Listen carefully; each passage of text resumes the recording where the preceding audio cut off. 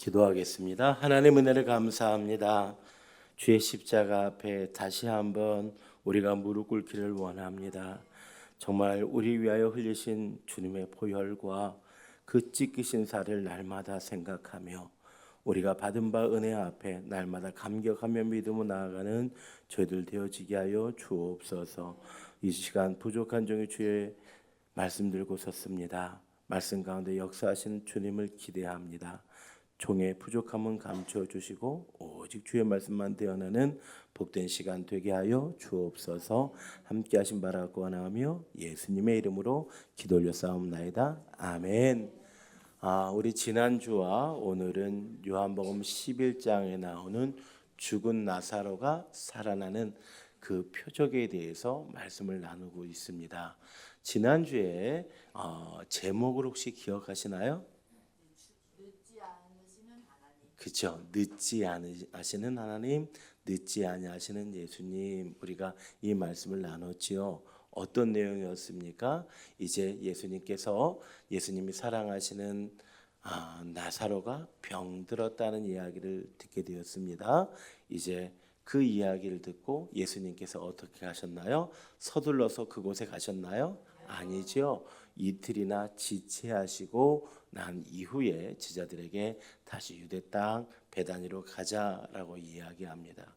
그런데 이미 예수님이 베다니에 도착하고 보니 나사로는 죽은 지 며칠 지났어요? 나흘이나 지나버렸습니다. 예수님께서 베다니 마을로 오신다는 이야기를 들은 마르다가 한달음에 뛰어나왔어요. 그러면서 예수님을 보자마자 한 이야기가 뭐예요? 주님이 여기 계셨더라면 내 오라비가 죽지 않았을 겁니다. 이렇게 이야기를 하지요. 그때 예수님께서 분명하게 그 마르다에게 이야기합니다. 나는 부활이요 생명이다 라고 말씀하시면서 죽은 나사로가 살아날 것을 말씀하십니다. 그럼에도 불구하고 마르다가 온전히 믿지 못했던 것 같아요. 이제 마르다가 마리아에게 가서 예수님이 너를 찾는다 하니까 마리아도 한달음에 예수님 앞에 나와서 그 발 앞에 엎드려 통곡을 하면서 말합니다. 주님이 여기 계셨더라면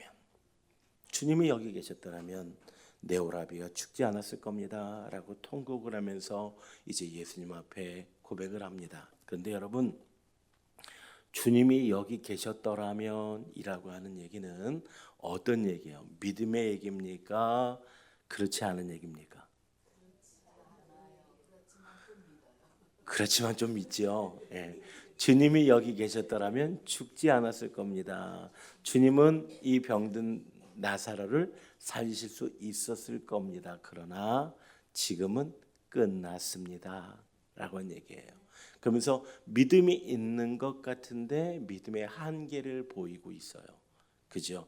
그런데 예수님께서 나사로가 이미 병이 깊은 줄 아시고 죽을 때가 된 것을 아셨지만 우리 예수님은 어떻습니까? 일부러 지체해서 늦게 오셨다고 말씀을 드렸죠. 왜 그렇습니까?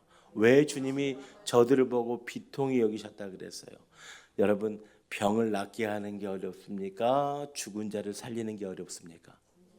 죽은 자를 살리는 게 어려워요. 그래서 그 말씀 드렸잖아요. 어떻게 참새가 봉황의 뜻을 알겠느냐? 우리 주님은 죽은 나사로를 살리는 그 놀라운 기적을 통해서 주변에 있는 많은 사람들에게 예수님이 생명의 주인 되심을 알려주며 모든 사람을 믿게 하시기 위해서 일부러 지체하셨는데 그 주님의 뜻을 알지 못하는 사람들은 어떻게 해요? 주님이 여기 계셨더라면 이라고 원망해요. 주님이 늦었다라고 생각을 해요. 그런데 여러분, 지난주에 우리가 나눈 말씀의 결론은 그거잖아요. 주님은 늦으신다, 늦지 않으신다, 늦지 아니하신다. 우리 옆에 있는 분 보고 이야기합시다. 주님은 결코 늦지 아니하십니다. 우리가 보기엔 늦었는지 모르고 우리가 보기엔 지체되었는지 모르지만 하나님은 가장 좋은 시간에, 하나님은 가장 적절한 시간에 하나님의 크고 놀라운 능력을 나타내기 위해서 주님의 시간에 맞춰서 정확하게 오셨다는 사실을 기억할 수 있는 저와 여러분 되어지기를 소망합니다. 그 말씀에 이어지는 말씀이 오늘 본문의 말씀입니다. 자, 오늘 본문의 말씀을 다시 한번 돌아가 볼까요? 자, 우리 본문의 38절 보겠습니다. 38절에 이에 예수께서 다시 속으로 비통히 여기시며 무덤에 가시니 무덤이 뭐라고요? 굴이에요. 굴이에요. 그러니까 굴 앞에 뭐가 막혀 있어요? 돌이 막혀 있죠. 예수께서 이르시되 돌을 옮겨 놓으라 하시니 돌을 옮겨 놓으라 하시니 그 죽은 자의 누이 마르다가 이르되 주여 죽은 지가 며칠 되었어요? 나흘이 되었으며 벌써 냄새가 납니다 라고 하는 말씀을 이제 보게 됩니다. 자, 보세요. 이미 죽은 지가 나흘이 지났습니다. 그리고 나사로의 시체에서는 냄새가 납니다. 그것을 예수님이 알았을까요? 몰랐을까요? 아셨겠죠. 그리고 나사로의 무덤 앞에 가셨어요. 그리고 예수님께서 말씀하십니다. 돌을 뭐하라? 근데 우리 여기서 한번 생각해 볼까요? 주님이 만약 손가락 하나로 돌을 가세요. 이렇게 하면 무덤 앞에 있는 돌이 움직일까요? 안 움직일까요? 움직이겠죠. 근데 예수님이 왜 돌을 옮겨 놓으라고 하는 믿음 없는 것 같은 이들에게 이렇게 말씀하실까요? 에? 왜 그렇게 말씀하실까요? 이렇게 돌을 옮겨 놓으라라고 그냥 말씀하 이렇게 하면 돌이 옮겨졌을 거고 나사로 컴온 이러면 나사로에게 살아났을 텐데 왜 예수님은 마르다에게 거기 모여 있는 사람들에게 어떻게 보면 여기 계시지 않았기 때문에 나사로가 죽었습니다라고 원망하는 듯한 믿음 없는 모습을 보이고 있는 그들에게 왜 예수님께서 돌을 옮겨 놓으라라고 이야기를 하셨을까요? 여러분, 오늘 우리가 성경을 보게 되면 이런 이야기가 참 많이 나옵니다. 요한복음 2장에 보게 되면 물을 포도주로 만드는 장면이 나오죠. 그게 예수님의 첫 번째 표적이라고 되어 있는데 가나 원자재 첫 번째 표적이라고 되어 있는데 물을 포도주로 만들 때 어떻게 하셨습니까? 물이 떨어졌습니다. 포도주가 떨어졌습니다. 그 예수님의 어머니가 말합니다. 포도주가 떨어졌습니다. 그게 나하고 무슨 상관입니까? 라고 이야기하는데 예수님의 어머니가 하인들에게 이야기합니다. 무조건 시키는 대로 해라. 그때 예수님이 예수님 앞에서는 하인들에게 뭐라고 이야기해요? 자, 물을 갖다가 항아리에 채워라 라고 이야기합니다. 근데 그 항아리는 어떤 항아리예요? 손 닦고 발 닦고 온갖 오염물이 가득한 항아리예요. 깨끗하지 않은 항아리입니다. 그런데 거기에 물을 부었어요. 어떨까요? 깨끗한 물일까요? 더러운 물일까요? 더러운 물이겠죠. 그럼에도 불구하고 물을 갖다 부으라라고 이야기합니다. 물을 갖다 부었어요. 그랬더니 또 예수님이 뭐라고 이야기해요? 갖다 주어라라고 이야기해요. 갖다 주어라. 여러분, 하인들이 얼마나 당황했겠습니까? 하인들 입장에서는 어떻습니까? 물을 갖다 부어라까지는 할 수 있어요. 근데 이것을 손님들에게 갖다 주라고 이야기합니다. 손님들에게 갖다 줬다가 이 물이 포도주가 아니고 이 더러운 물이라는 사실이 밝혀지게 되면 이들은 어떻게 될까요? 큰일 나겠죠.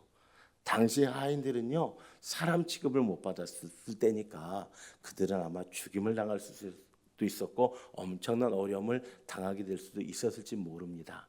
그런데 어떻습니까? 하인들이 말씀에 뭐 했어요? 순종했어요. 그리고 물을 갖다 주었더니 그 물이 뭐로 바뀌었어요? 포도주로 바뀌었어요. 여러분, 이런 이야기가 신약에만 나오지 않아요. 구약 성경에도 나옵니다. 구약 성경에도 이스라엘 백성들이 출애굽을 하지요. 그리고 40년 동안 광야를 헤매다가 드디어 요단강을 건너서 하나님께서 약속하신 가나안 땅에 들어가게 됩니다. 그런데 하필이면 그 요단강에 도착했을 때가 성경에 뭐라고 기록되어 있는가? 몸에 거두는 시기래요. 이 몸에 거두는 시기는 뭐냐면 당시 가나안 땅에 우기예요. 우기. 비가 많이 내리는 때. 그러니까 그 요단강 물이 폭은 좁은데 물이 많아지니까 물살이 셀까요? 안 셀까요? 세지요. 위험합니다. 그런데 그 요단강 물에다가 뭐라고 얘기하냐면 제사장들이 이제 언약궤를 메고 도도하게 흐르는 물에다가 발을 내디디라고 이야기합니다. 가서 좀 요단강 물을 갈라주세요라고 한 다음에 그 다음에 마른 요단강을 건너간 게 아니에요. 요단강의 물이 너무나 도도하게 흐릅니다. 그런데 그 요단강 물에 그들이 발을 내디뎠더니 요단이 갈라져요. 그죠? 또 여러분 우리 잘 알고 있는 여리고성의 이야기도 우리가 알고 있잖아요. 이제 드디어 요단강을 가르고 여리고성 앞에 섰어요. 근데 여리고성이 얼마나 크고 견고한 성인지 그 성을 무너뜨릴 수가 없어요. 그런데 하나님이 또 말씀하세요. 얘들아, 그 여리고성 하루에 한 바퀴 돌아. 아니, 생각해 보십시오. 지금 위에는 적병들이 있어요. 이 적병들이 이스라엘 사람들이 왜 이곳에 왔는지 알아요, 몰라요? 알지요. 이 땅을 정복하기 위해서 왔는데 이 사람들이 무장도 안 한 채 한 바퀴 삥 돌면 위에서 아래에 있는 사람들을 공격할 수 있는 기회잖아요. 그런데 아무 소리 하지 말고 한 바퀴 돌라고 이야기해요. 그랬더니 그들이 돌았어요. 하루에 한 바퀴씩 돌았어요. 7일째 된 날 7바퀴를 돌았어요. 그때까지 여리고성에 금이 갔죠? 무너져 내리기 시작했죠? 아니에요. 까딱 없어요. 그런데 거기에서 뭐하라 그래요? 소리를 지르라 그래요. 뭐라고 소리 지르는지는 모르겠어요. 성경이 안 나왔으니까. 무너져라! 야! 그랬는지 어쩐지 모르겠지만 그 소리를 지르니까 여리고성이 무너지기 시작했어요. 여러분, 이 말씀이 우리에게 던져주고자 하는 메시지는 뭡니까? 하나님은 하나님의 일을 하심에 있어서 혼자서 하실 수도 있지만 오늘 우리가 순종함으로 그 믿음과 기적의 일에 동참하기를 원하신다는 사실을 기억해야 합니다. 여러분 따라하십시다. 하나님은 순종 위에 일하십니다. 아멘. 자, 그 이유는 왜 그런가 하게 되면 여러분 우리가 순종한다는 이야기는 믿는다는 얘기예요, 믿지 않는다는 이야기예요? 믿는다는 이야기예요. 믿는다고 하면서도 행동을 하지 않으면 믿는 걸까요? 아닐까요? 아니에요. 우리 레위기 11장 45절에 보게 되면 이런 말씀이 있어요. 나는 너희의 하나님이 되려고 너희를 애굽 땅에서 인도해낸 여호와라. 내가 거룩하니 너희도 거룩하라 라고 이야기합니다. 거룩이라는 말은 뭐냐면 구별되다라는 거예요. 다르다라는 거예요. 하나님이 세상의 여러 그 우상들과 다르신 분이시죠. 그죠? 그러므로 그 하나님 믿는 우리도 세상의 여러 우상들을 섬기고 세상의 가치관을 따라 사는 사람들과 좀 다르게 살아야 되지 않겠습니까? 그죠? 그러므로 내가 거룩하니 너희도 거룩하라라고 이야기했다니까 다르게 산다는 거예요. 믿음이 있는 사람이 믿음이 없는 사람과 다르게 살아야 하는 것, 이것이 바로 순종의 삶입니다. 여러분 이 말씀을 한마디 다시 정리하자면 이런 겁니다. 오늘 우리는요 우리의 믿음을 우리의 삶으로 증거해내야 되는 줄로 믿으시기 바랍니다. 여러분 믿는 사람은 다르게 살아야 돼요. 사랑하라, 사랑하면 돼요. 용서해라, 용서하면 돼요. 낮아져라, 낮아지면 돼요. 여러분 세상 사람들은 사랑할 수 없고 용서할 수 없고 낮아질 수 없는 그 상황 속에서 우리가 세상 사람들과 똑같이 살아간다면 우리는 순종하는 사람입니까? 아닙니까? 아니에요. 여러분 오늘 우리가 믿음의 사람이라고 한다면 적어도 오늘 우리가 선포되어진 그 말씀 앞에서 그것이 내가 자존심이 상하고 그것이 내가 속상하고 내가 하기 어려운 일이라고 할지라도 믿음으로 한번 실천해 보시기를 주의 이름으로 축복합니다.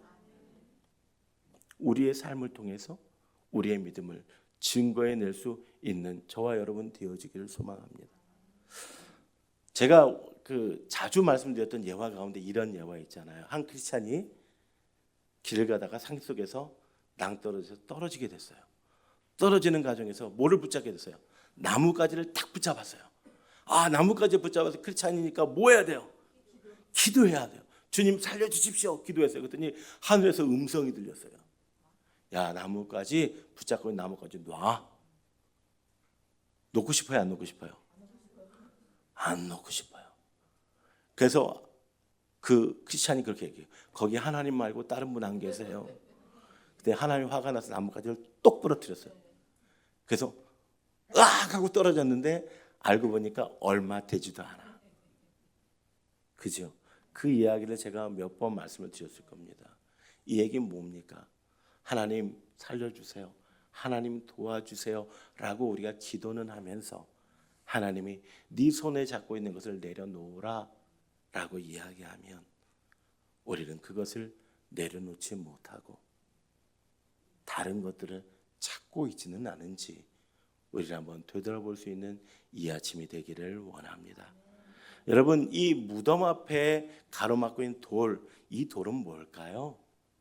이 돌은요, 어떻게 보면 우리를 마지막으로 잡고 있는 마지막 장애물일 수도 있습니다. 내 경험일 수도 있고 내 생각일 수도 있고 내 자존심일 수도 있어요. 그래서 주님이 말씀대로 돌을 옮겨 놓으라고 이야기했는데 하나님, 내가 이것만은 못하겠습니다. 하나님, 내가 이렇게 하면 내 자존심이 너무 상하고요. 하나님, 이러면 내가 지는 것 같고요. 하나님, 이것만은 내가 못하겠습니다 라고 하는 그 장애물들이 저와 여러분 가운데 없는지 한번 되돌아봐야 합니다. 누가복음 5장 5절을 보게 되면, 누가복음 5장에 보게 되면 이런 얘기가 있지요. 시몬 베드로가 밤새도록 고기를 잡았어요. 잡았습니까? 못 잡았습니까? 못 잡았어요. 근데 시몬 베드로는 뭐한 사람이에요? 어부예요. 평생 그 갈릴리 호수에서 고기 잡던 사람이에요. 그런데 고기 잡는 사람도 아닌 예수님이 뭐라고 이야기해요? 깊은 데로 가서 그물을 던져라 라고 이야기할 때 오늘 누가복음 5장 5절에 뭐라고 이야기하는 거 하게 되면, 자, 우리 누가복음 5장 5절 한번 찾아보실래요? 같이 한번 읽어봅니다. 시작. 시몬이 대답하여 이르되 선생님, 우리들이 밤이 새도록 수고하였으되 잡은 것이 없지만은 말씀에 의지하여 내가 그물을 내리리이다 하고. 아멘. 여러분, 우리들이 밤이 새도록 수고했어요. 베드로가 얼마나 고기를 잘 잡기 위해서 자신의 경험과 지혜와 모든 것들을 동원했겠습니까? 그런데 됐어요, 안 됐어요? 안 됐어요. 그런데 말도 안 되는 얘기를 예수님께서 우리에게 요구하셔요. 베드로에게 요구하세요. 깊은 데 가서 뭐해라? 그물을 던져라. 평소에 물고기의 길이 있는 곳을 알고 있는 베드로 입장, 말도 안 되는 얘기지만 내가 무엇에 의지하여? 말씀에 의지하여 그물을 내리겠습니다 라고 했더니 어떻게 됐어요? 그물이 찢어지도록 물고기가 잡히게 되죠. 여러분, 오늘 본문의 말씀도 우리가 가만히 보게 되면 다시 한번 본문의 말씀 한번 돌아가 볼까요? 자, 39절 예수께서 이르시되 돌을 뭐하라? 옮겨 놓으라. 돌을 옮겨 놓으라면 옮겨 놓으면 되잖아요. 그런데 여기서 마르다가 뭐라고 해요? 그 죽은 자의 누이 마르다가 이때 주여, 죽은 지 이미 며칠 되었고 나흘이 되었고 벌써 냄새가 납니다. 이거 됩니다, 안 됩니다? 안 됩니다. 주님은 옮겨 놓으라 하는데 마르다는 누구 생각으로? 자신 생각으로 안 된다고 이야기를 해요. 안 된다고 이야기해요. 그런데 다시 한번 40절 말씀 보게 되니까 예수께서 이르시되 내 말이 내가 뭐하면? 믿으면 하나님의 영광을 보리라 하지 아니하였느냐 하시니, 이렇게 됐어요. 내 말이 내가 뭐하면? 믿으면. 언제까지 믿어야 돼요? 언제까지? 내가 이해할 수 있을 때까지 믿으면 되죠? 내가 납득할 때까지 믿으면 되죠? 아니잖아요. 내가 이해할 수 없고 내가 납득할 수 없는 상황이라고 할지라도 끝까지 뭐하면? 믿으면 하나님의 영광을 보리라 하지 아니하였느냐 하시니, 이렇게 기록되어 있죠. 그랬더니 이 말씀을 들은 그들이 뭐를 해요? 돌을 옮겨 놓아요. 여러분, 우리는 여기에서 분명한 사실을 한 가지 기억해야 합니다. 자, 마르다가 사실은 맨 처음에 돌을 옮겨 놓으라 라고 하는 그 예수님의 말씀 앞에서 이미 죽은 지 며칠 지났고 나흘이 지났고 냄새도 나니까 안 됩니다 라고 이야기했지만 예수님께서 내가 끝까지 믿으면, 내 말이 내가 끝까지 믿으면 하나님의 영광을 보리라 하지 아니하였느냐 라고 하는 그 말씀을 들었을 때에 마르다가 어떻습니까? 그 말씀에 순종해요. 우리가 때로 신앙생활하다가 언제나 신앙생활을 잘하면 좋겠는데 어때요? 우리의 신앙생활이 마르다 같잖아요. 우리의 신앙생활이 마리아 같잖아요. 말씀대로 살아가다가 어느 순간 내 생각이 들어오고 내 방법이 들어오고 내 계획이 들어서 이건 안 된다라고 이야기하잖아요. 근데 그때 마르다가 자기를 끝까지 고집해요? 아니에요. 주의 말씀이 임하게 되니까 마르다가 말씀에 의지하여 순종하게 되었다는 사실을 기억하시기를 바랍니다. 여러분, 때로 우리가 신앙생활 하면서 내 생각이 들어올 때가 있어요. 내 계획이 들어올 때가 있고 내 경험이 들어올 때가 있어요. 이거는 안 돼. 순종하는 것도 적당히 해야지. 미친 짓이야 라고 하는 그 생각이 우리에게 들려온다고 할지라도, 그 생각이 우리에게 든다고 할지라도 하나님의 말씀이 여러분들의 그 영혼을 깨워주시기를 소망합니다. 그리고 그 말씀 앞에 온전히 순종할 수 있는 저와 여러분 되어지기를 소망합니다. 그래서 돌을 옮겨 놓았습니다. 자, 그러면 여러분, 돌을 옮겨 놨어요. 이 믿음의 순종이 있었어요. 그러면 어떤 일이 벌어졌대요? 살아나야 되죠. 근데 살아나요, 안 살아나요? 이 보세요. 오늘 다시 한번 41절 말씀 볼까요? 돌을 옮겨 놓으니 예수께서 눈을 들어 우러러보시고 이르시되 아버지여 내 말을 들으신 것을 감사하나이다. 내 말을 들으신 것을 감사하나이다 라고 이야기하는데, 이때까지 나사로 살아났어요, 안 살아났어요? 안 살아났어요. 안 살아났어요. 여전히 나사로는 죽은 상태에 있고 여전히 나사로는 냄새가 나는 상황에 있는데 예수님이 이야기합니다. 내 말을 들으신 것을 내가 뭐합니다? 감사합니다. 이게 논리적으로 시간적으로 맞아요, 안 맞아요? 안 맞아요. 여러분, 우리는 여기에서 중요한 사실 한 가지 기억해야 합니다. 여러분, 사도행전 16장 22절에 보게 되면 이런 말씀이 기록되어 있습니다. 사도행전 16장은요, 사도 바울이 이제 전도 여행을 다니다가 빌립보라는 곳에서 이제 귀신 들린 여종의 그 귀신을 쫓아냈더니 그 여종의 주인들이 화가 난 거예요. 왜냐하면 그 귀신 들린 여종이 점을 쳐가지고 돈을 짭짤하게 벌었거든요. 근데 귀신이 나갔잖아. 그러니 이제 어떻게 영빨이 떨어졌으니 돈을 벌 수 있어요, 없어요? 없어요. 그러니까 이제 바울과 실라에게 누명을 씌워요. 누명을 씌우고 그를 가둬버려요. 우리 16장 22절부터 볼까요? 무리가 일제히 일어나 고발하니 상관들이 옷을 찢어벗기고 때로 매로치라 하며 많이 친 후에 옥에 가두고 간수에게 명하여 든든히 지키라 하니 그가 이러한 명령을 받아 그들을 깊은 옥에 가두고 그 발을 차고에 든든히 뭐였더라? 채웠더라. 이렇게 기록되어 있어요. 이 말은 어떤 상황이에요? 지금 바울이 복음을 전하다가 귀신 쫓아냈다가 지금 신나게 두들겨 맞고 지하 감옥에서 발목에 쇠사랑이 찬 상태로 지금 묶여 있는 상황이에요. 그죠? 그러면 25절에 뭐라고 기록되어 있는가 하게 되면 다시 한번 볼까요? 25절에 한밤중에 바울과 실라가 기도하고 하나님을 뭐하며 찬송하며 이렇게 돼요. 한밤중에, 이 한밤중은 시간적인 한밤중일 수도 있겠지만 시간적으로 물리적인 한밤중일 수도 있겠지만 그의 마음의 상태일 수도 있지 않겠어요? 여러분, 주의 일을 열심히 하다가 이렇게 억울한 일을 당하면 속상해요, 안 속상해요? 속상하죠. 한밤중이겠죠. 그러니까 바울과 실라도 한밤중인 거예요. 이 바울과 실라도 한밤중인데 바울과 실라가 이때 역시 믿음의 사람은 달라요. 기도하죠. 기도해요. 근데 여러분 한번 상상해 보세요. 이 기도는 어떤 기도일까요? 이 기도 어떤 기도일 것 같아요? 성경에 안 나와 있으니까 우리 상상 한번 해보자고. 어떤 기도일까요? 하나님 너무하신 거 아니에요? 하나님 내가 뭐 잘못했는데 뭐 왜 내게 이러세요? 이런 기도를 하지 않을까요? 우리 권고사님 믿음이 너무 좋아. 바울과 실라가 기도했대요. 근데 그 다음에 이어지는 말씀 보게 되니까 하나님을 뭐 했어요? 찬송했다. 하나님을 높였다는 얘기예요. 그럼 이 바울과 실라의 기도는 원망하는 기도겠어요? 아니에요. 감사하는 기도였어요.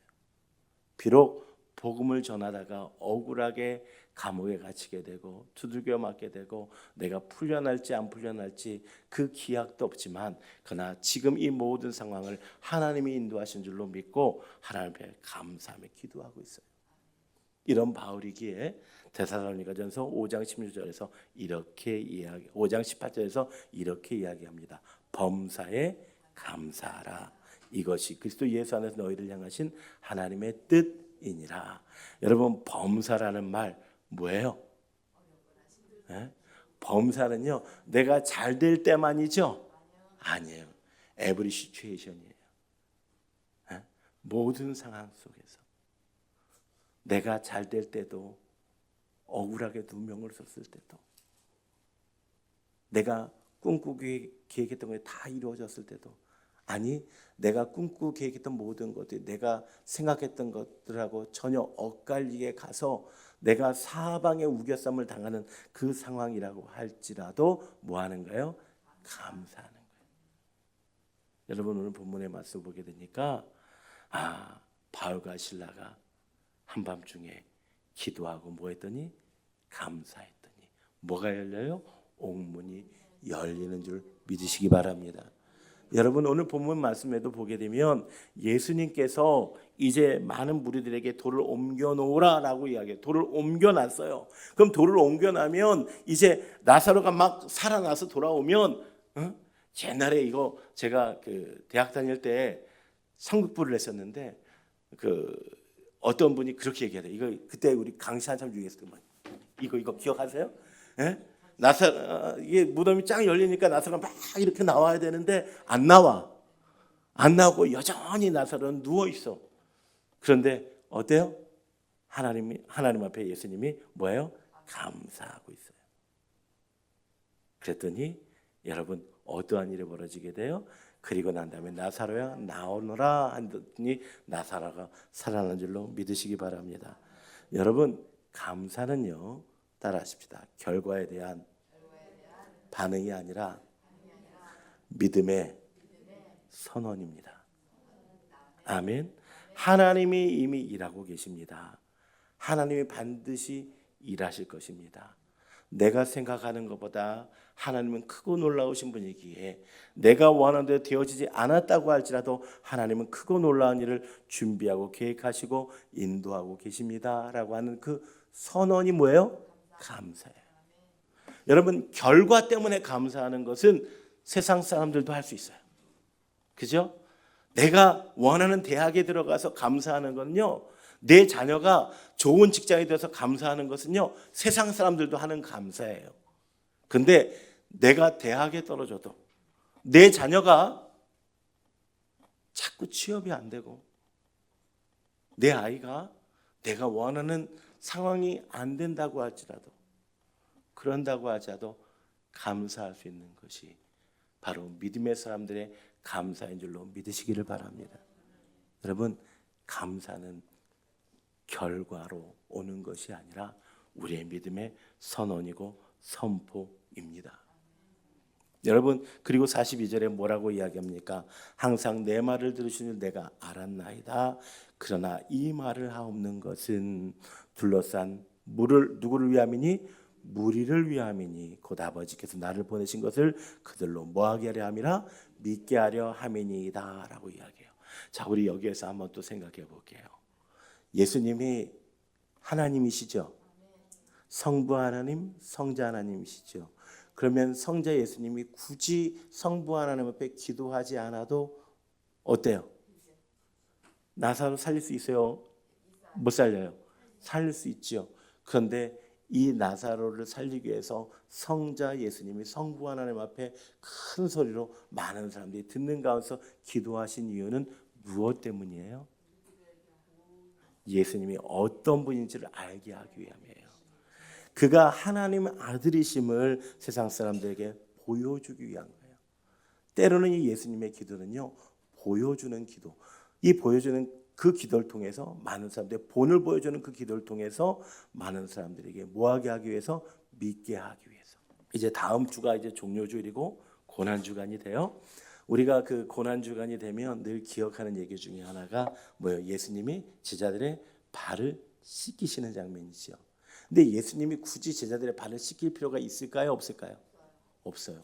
그런데 왜 발을 씻기세요? 본이 되시려고. 내가 너희를 섬긴 것 같이 너희도 서로 섬겨라. 예수님 왜 기도하세요? 무리들로 하여금 보여주고 믿게 하기 위해서. 여러분, 우리가 신앙생활하면서 왜 달라야 돼요? 왜 달라야 돼요? 우리가 그리스도인인데 오늘 우리의 삶이, 우리의 믿음을 우리의 삶으로 증거해야 하는 이유가 뭐예요? 여러분 기억하십시오. 오늘 우리가 내가 말씀대로 살아지지 못한다고 할지라도, 주일날 주일 성수 못하고 이런다고 할지라도, 우리가 하나님이 만세전부터 우리를 택하셔서 우리를 구원 받았어요, 안 받았어요? 구원 받았지요. 그런데 그럼에도 불구하고 우리의 믿음을 우리가 삶으로 증거해야 하는 이유가 무엇이냐면, 그러한 우리의 삶을 통해서 하나님의 나라가 확장되기 때문인 줄로 믿으시기 바랍니다. 우리가 구별된 사람으로 살아가는 것은 역시 믿는 사람이 다르구나, 저렇게 사니까 하나님이 저렇게 역사하는구나, 저렇게 사니까 하나님이 동행하여 주시고 지켜주시는구나, 이것들을 깨달음으로 말미암아 저들이 하나님을 알지 못하는 저들이 하나님을 믿게 하기 위해서 우리가 받은 사명이 그것이기 때문에, 여러분 오늘 우리가 그렇게 다르게 살아야 되는 줄로 믿습니다. 주님이요, 사람들 앞에서, 무리를 둘러싼 사람들 앞에서 기도하십니다. 하나님 감사합니다. 아직 벌어지지도 않는데 감사합니다라고 기도해요. 이것이 바로 오늘 우리의 기도를 알려주기 위함이에요. 또 우리 주님이 돌을 옮겨 놓으라라고 이야기합니다. 왜 그렇습니까? 바로 믿음은 우리의 삶으로, 행동으로 증명해야 됨을 알려주기 위해서임을 기억하시기를 바랍니다. 이제 말씀을 정리하려고 합니다. 오늘 우리가 본문의 말씀을 통해서 저와 여러분이 한 가지 중요하게 기억해야 된 사실이 있습니다. 기적이 믿음을 만들었습니까? 기적이 믿음을 만들었어요? 아니에요. 믿음이 기적을 만든 사실을 기억하시기 바랍니다.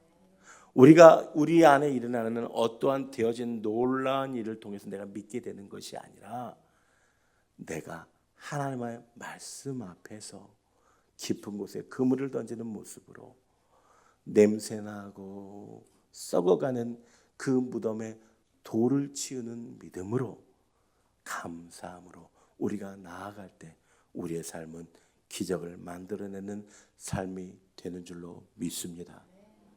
이 말씀들을 기억하시면서 저와 여러분의 삶이 날마다 믿음과 감사로, 행함과 감사로 기적을 만들어내므로 말미암아 하나님의 놀라운 나라를 확장시키는 삶이 되기를 주의 이름으로 축복합니다. 기도하겠습니다. 하나님 은혜를 감사합니다. 오늘 우리가 다시 한번 말씀을 통해 깨닫기를 원합니다. 하나님, 우리가 믿노라 하면서도 세상 사람들과 전혀 다를 바 없는 모습으로 우리도 여전히 의심하고 여전히 내 방법을 고집하는 모습으로 사라지진 않았는지 우리를 한번 되돌아보게 하여 주옵소서. 사랑하라 하시고 용서하라 하시고 낮아지라 하셨음에도 불구하고 여전히 내 안에 있는 미움으로, 여전히 내 안에 있는 자존심으로 내려놓지 못하고 온전히 섬기지 못함은 우리에게 없었는지 우리를 한번 되돌아보게 하여 주옵소서. 말씀대로 순종해 나가기를 원합니다. 뿐만 아니라 우리의 상황이 아무리 힘들고 어렵다고 할지라도 범사에 감사할 수 있는 저희가 되어지게 하여 주옵소서. 그리함으로 우리 앞에서 마침내 행하시는 크고 놀라운 주님의 기적을 이루어내는 우리의 삶이 될 수 있도록 인도하여 주옵소서. 하나님께서 함께 하신 바라고 원하며 예수님의 이름으로 기도 올려싸움나이다. 아멘.